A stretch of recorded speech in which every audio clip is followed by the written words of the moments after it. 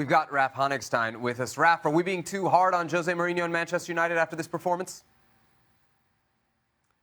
No, I don't think so, because if this performance had come in isolation, you'd say, okay, this is one of those Champions League nights where they don't really turn up, they know that they're winning, doesn't really matter. But this is just the latest performance in a long line of really disappointing, underwhelming performances, which don't suggest that United are going anywhere. You'd expect them to play against a team like Young Boys and absolutely dominate, be better individually, collectively, create more, concede less, but it's a really even game with not a lot in it, and that is an indictment, I think, of where United are at the moment. Now, they go into pot 2, right, as Juve go into pot 1. Now, some United fans who can't see the woods for the trees might say, well, some of the big teams are not going to scare us because we went over to Turin and we did what we did and we kept Juve down to 1-0 at home. But that just doesn't tell a picture of what they're going to come up against, because really and truly over the 2 games with Juventus, and not it's ifs and buts, but it should have been 7 or 8.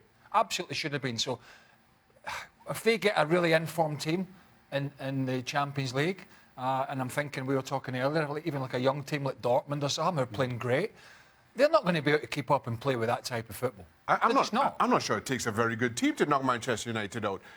Earlier this year, what was it? Sevilla knocked them out in the Champions League over 2 legs. And it wasn't a great Sevilla. And it was Sevilla in awful form coming into that game. Yet still, this negative, pragmatic approach at that level, even against teams who almost forced their way onto that level in Sevilla at the time, are able to get the better of Manchester United. It doesn't necessarily take a Dortmund or Barcelona to see their way past Manchester United.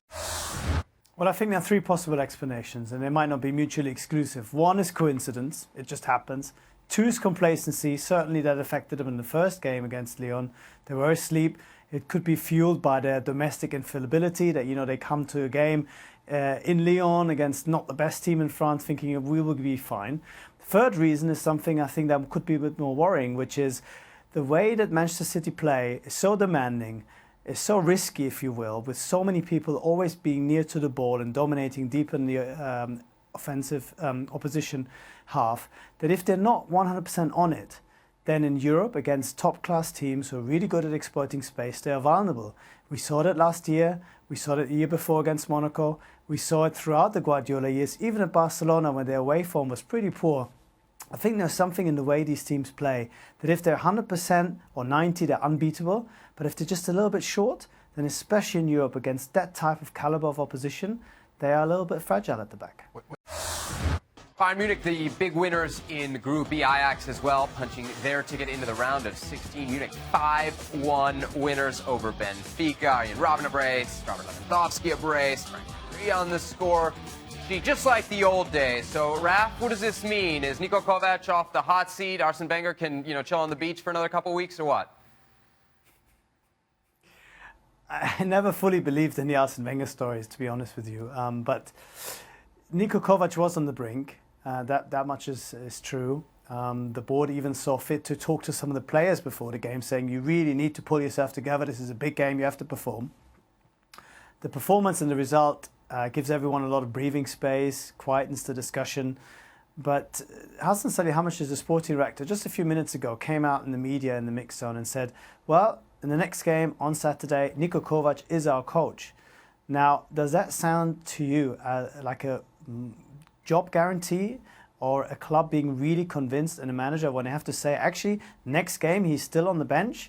So those bigger questions about his management style, about the team's performances, they haven't gone away.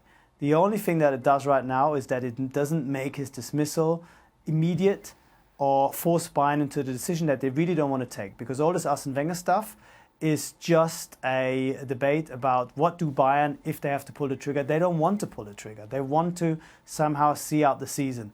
One more point I want to quickly make is that this result doesn't only help Kovacs, but it also helps the club, the board, because they've been under fire, as you know, for not really pushing that transition forward, for not really changing the team, for not really putting new guys in.